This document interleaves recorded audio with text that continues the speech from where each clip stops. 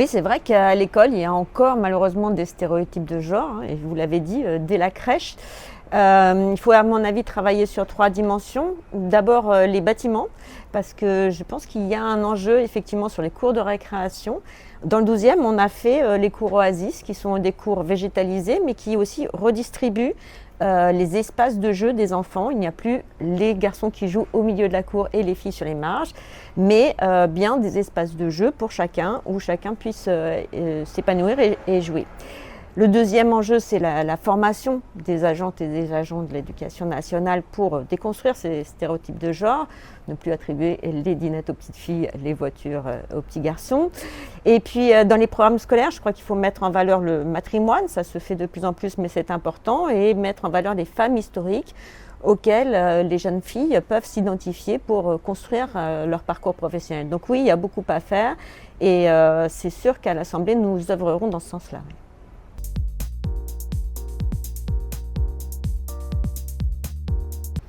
Là aussi, l'éducation est importante. Dès l'école, il faut éduquer, par exemple, à la notion de consentement, ça me paraît important.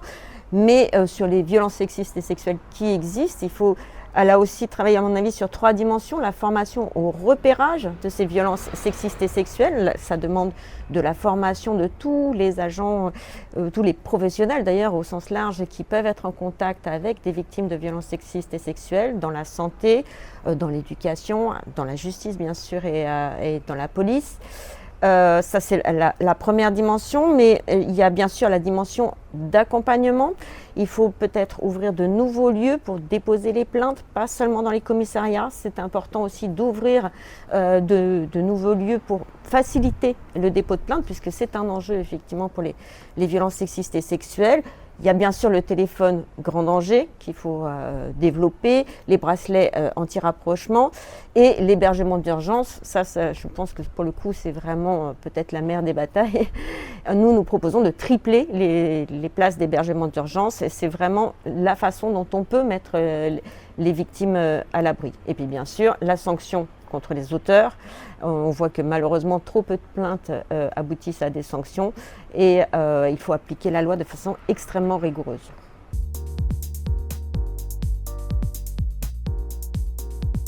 Alors la première chose, c'est de réformer l'index égalité pro, comme on dit, qui a été mis en place, on va dire que c'est un premier pas, mais il est beaucoup trop laxiste.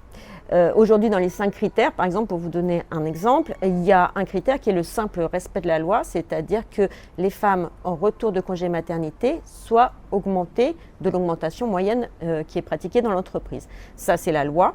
Et le simple fait d'appliquer la loi vous fait gagner 15 points dans l'index. On voit bien que cet index est beaucoup trop laxiste, donc il faut le réformer pour qu'il soit vraiment plus sévère et qu'il reflète vraiment l'égalité femmes-hommes. Et sur cette base, il faut renforcer les sanctions grâce et basé sur cet index d'égalité femmes-hommes. Et nous, ce que nous proposons à la NUPES, c'est de créer des commissions de contrôle salariés dans les entreprises pour contrôler l'égalité femmes-hommes en général, cet index, mais aussi l'ensemble de la politique qui est appliquée en matière d'égalité femmes-hommes. C'est aussi un moyen de contrôle qui, je crois, permettra de faire avancer ce sujet qui est encore parfois même nié en fait dans les entreprises. Moi, c'est dans mon métier, je rencontre beaucoup de DRH au sein des entreprises. Et la plupart du temps, ils nous disent qu'il n'y a pas de problème d'égalité femmes-hommes dans l'entreprise. Et pourtant, on le constate, on a toujours des inégalités, soit dans les promotions, soit dans un plafond de verre à partir d'un certain niveau de responsabilité dans l'entreprise. Comme par hasard, il n'y a que des hommes qui seraient aptes à exercer ces fonctions. Donc on a beaucoup à faire. L'index, c'est une mesure, mais je crois qu'il y a aussi beaucoup à faire dans les mentalités dans l'entreprise.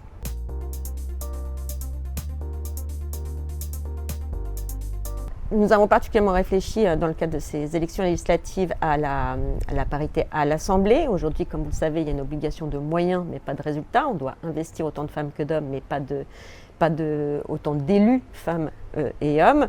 Alors nous, d'abord, ce à quoi nous voudrions arriver, c'est une parité, ce qu'on appelle de sortie. Ça a été réfléchi aussi au Chili, au Mexique. Ils ont beaucoup travaillé sur le fait qu'effectivement, il fallait aboutir à la fin à autant de femmes que d'hommes élus à l'Assemblée. Nous, chez les écologistes, on ne fait pas tout bien, mais sur cet aspect-là, je pense qu'il y a quand même des choses qu'on a construites qui peuvent être valorisées.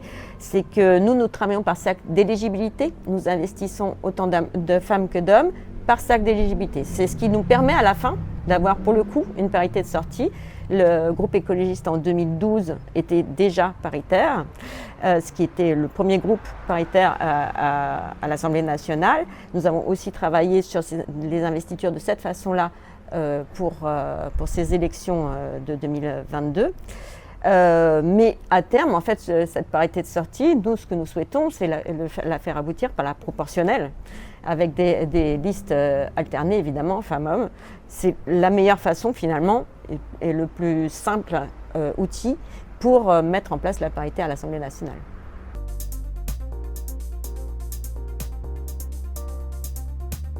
Alors nous espérons avoir une majorité à l'Assemblée nationale. Notre programme, il est simple. Nous avons fait nôtre, en fait, le message des associations qui est 1 milliard par an pour la lutte contre les violences sexistes et sexuelles, c'est-à-dire l'éducation, la formation, les places d'hébergement d'urgence.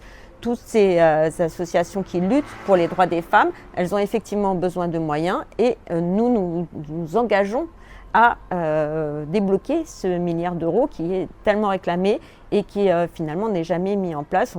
On a vu que dans cette mandature, on avait dit que c'était la grande cause du quinquennat et au final, la principale revendication des associations, 1 milliard par an, on n'a jamais donné droit à cette revendication. D'abord, je crois que le milliard, en tout cas, nous, la façon dont nous le concevons, c'est pour l'ensemble des associations qui luttent pour les droits des femmes. Donc, pour le coup, c'est au sens large. C'est vrai que ce qui coûte le plus cher, c'est évidemment les places d'hébergement d'urgence. Comme je vous le disais, nous, on souhaite tripler les places d'hébergement d'urgence. Mais il faut évidemment encourager et soutenir toutes les associations qui luttent pour l'égalité. Ce n'est pas effectivement seulement les violences sexistes et sexuelles.